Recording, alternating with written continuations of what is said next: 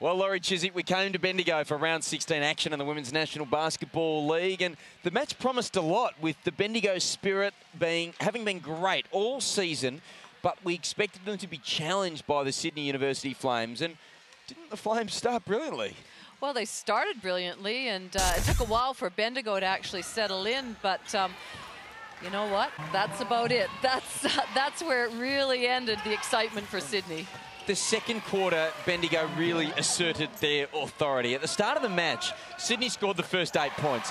Bendigo then somehow reeled off the next 14. They were able to clamp down defensively, and that set the tone for the rest of the match, didn't it? Well, it did, and a lot of those points came off of steals and turnovers from Sydney, and they just resulted in easy baskets to Bendigo, and certainly people started finding their range then. So, you know, we had the likes of Renee Camino driving in. We had her shooting inside, outside.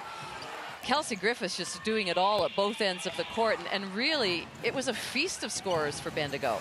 Well, let's just have a look at the numbers for Bendigo's leading scorers. Kelsey Griffin shot the ball at 56%, Gabe Richards at 79%, Christy Harrower at 50%, and Renee Camino at 56%.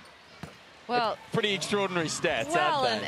And they had just such nice looks. They looked good in their offense. They were executing. They were running the floor, which we know Coach Bernie Harrow was really trying to get them to score some more transition baskets, and it worked really well. And there was just not a lot that Sydney could do.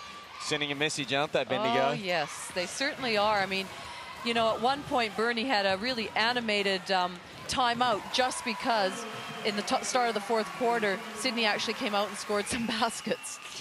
In the end, the Bendigo Spirit were pretty comfortable winners, winning at 89-71. They recorded their seventh win in succession, which equals their club record set back in 2009. Can they break it? Well, they've got the chance next week in Perth. But here, they were too good for Sydney.